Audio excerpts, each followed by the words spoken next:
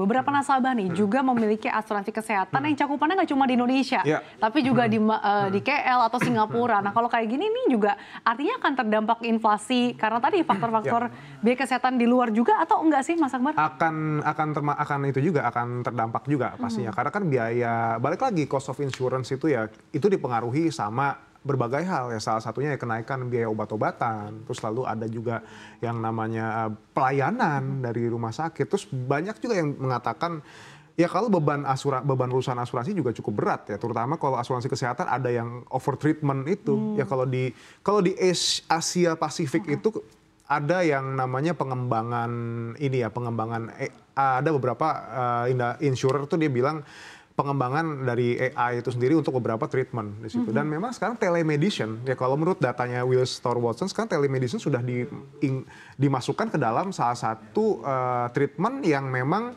di-cover sama asuransi. Kalau dulu kan kita pertama kali 2016 ya, kita baru hype tuh di Indonesia telemedicine. Kita dimulai dari gratis, akhirnya kita baru bayar pakai uang bayar sendiri di situ. Cuman itu kan memang cukup baik untuk preventif, dan memang akses untuk konsultasi dokter jadi semakin meluas dengan adanya telemedicine. Gitu. Jadi itu juga di-cover asuransi.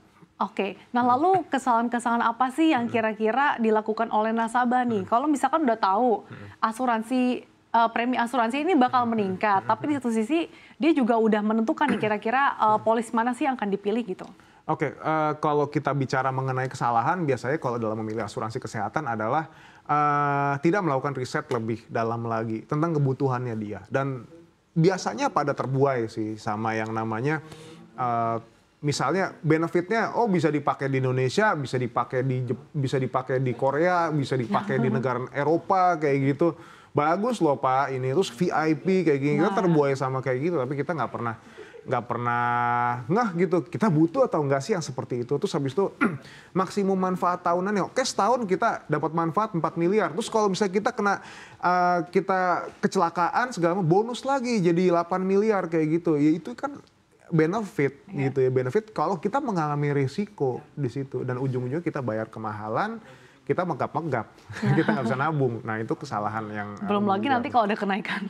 Belum lagi kalau ada kenaikan premi di situ ya. Nah khawatirnya seperti itu. Jadi berasuransilah dengan bijak.